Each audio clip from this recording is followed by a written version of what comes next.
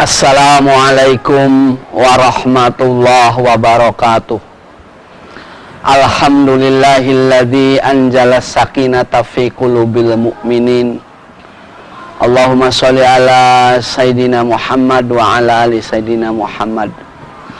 Qala Allah Ta'ala fil Qur'anil Karim, a'udzu billahi minasyaitonir rajim. Bismillahirrahmanirrahim. Ya ayyatuhan nafsul mutmainnah, irji'i ila rabbiki radiyatan maradiyah, fadkhuli fi ibadi wadkhuli jannati. Pemirsa yang budiman, kebahagiaan hidup merupakan dambaan seseorang. Apabila orang hidupnya berbahagia, itulah berarti tujuan hidupnya telah tercapai. Sesuai dengan firman Allah, tujuan hidup orang yang beriman adalah mencari kebahagiaan. Baik kebahagiaan di dunia maupun kebahagiaan di akhirat.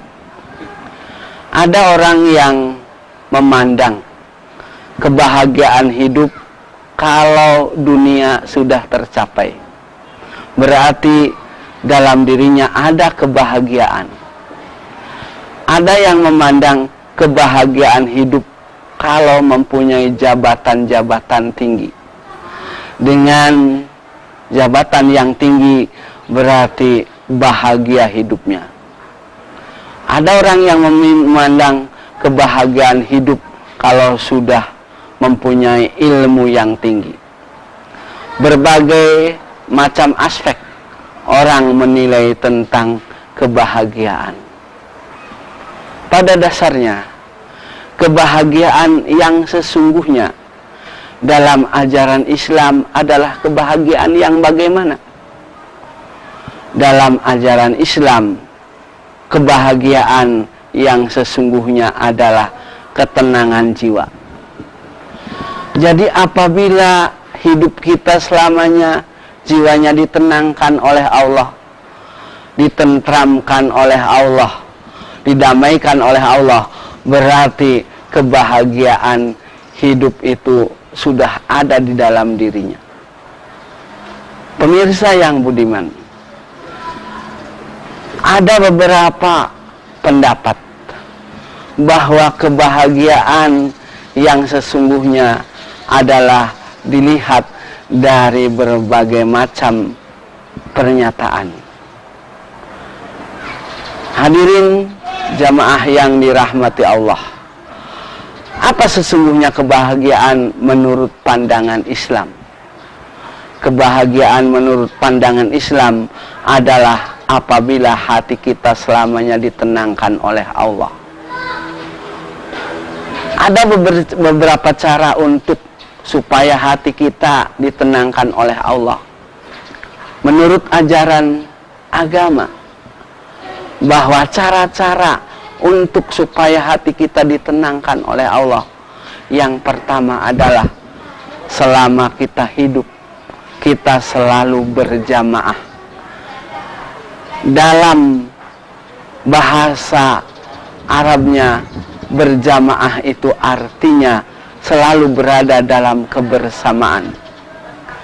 Apabila kita hidup selalu berada dalam kebersamaan, kebersamaan di rumah, kebersamaan di masyarakat, kebersamaan dalam kita beribadah, maka yang akan diberikan oleh Allah adalah keberuntungan-keberuntungan.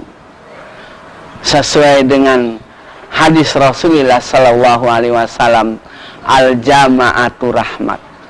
Berjamaah itu adalah mendatangkan keberuntungan. Jadi orang-orang yang hidupnya selalu berjamaah, selalu merasa ada dalam dirinya suatu kebersamaan, jaminan hatinya akan ditenangkan dan akan ditentramkan oleh Allah. Yang kedua, yang bisa membahagiakan hati kita, yang bisa menenangkan hati kita, yang kedua adalah ibadah. Jadi ibadah yang kita laksanakan secara kontinuitas, ibadah yang kita laksanakan secara terus-menerus, maka Allah akan memberikan kebahagiaan. Menurut seorang ahli ilmu jiwa agama, Profesor Dr. Zakiah Darajat, ibadah yang bisa menenangkan hati kita adalah 4 macam. Yang pertama adalah sholat secara istiqomah. Ketika kita melaksanakan secara istiqomah, maka jaminan ketenangan jiwa akan ada di dalam diri kita. Yang kedua, menurut Profesor Zakiah Darajat, adalah setiap hari kita selalu membaca Quran dan mempelajari Al-Quran. Ketika kita selalu membaca Al-Quran, selalu mempelajari Al-Quran, maka ketenangan jiwa akan ada di dalam diri kita. Sesuai dengan firman Allah, wa nunazzilu minal Qur'an ma huwa syifa wa rahmatan lil mu'minin. Dan kami turunkan Al-Quran ini sebagai obat dan sebagai rahmat bagi orang-orang yang beriman. Yang ketiga, ibadah yang bisa menenangkan jiwa adalah zikrullah. Artinya setiap saat kita selalu mengingat Allah, kita merasa bahwa setiap saat kita selalu diperhatikan oleh Allah. Sehingga kalau kita selalu mengingat Allah, selalu zikrullah, insya Allah hati kita akan ditenangkan, akan dibahagiakan oleh Allah. Bukankah hadis Rasulullah mengatakan bahwa mengingat Allah itu bisa mendatangkan kebahagiaan. Kemudian Allah juga berfirman, ala bizikrillah tatma'innal qulub. Dengan mengingat Allah maka hati akan menjadi tenang. Yang keempat, ibadah yang bisa menenangkan jiwa, mententramkan batin kita adalah setiap saat jangan lupa kita selalu mendoa.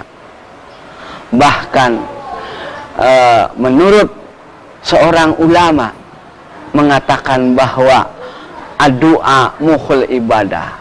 Doa itu adalah induknya segala ibadah.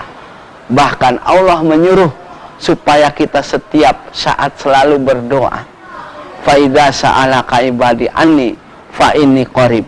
Apabila hambaku bertanya tentang aku, fa inni qarib, maka sesungguhnya aku adalah dekat. Demikian pemirsa, kiat-kiat supaya hati kita selalu ditenangkan, ditentramkan oleh Allah. Wassalamualaikum warahmatullahi wabarakatuh.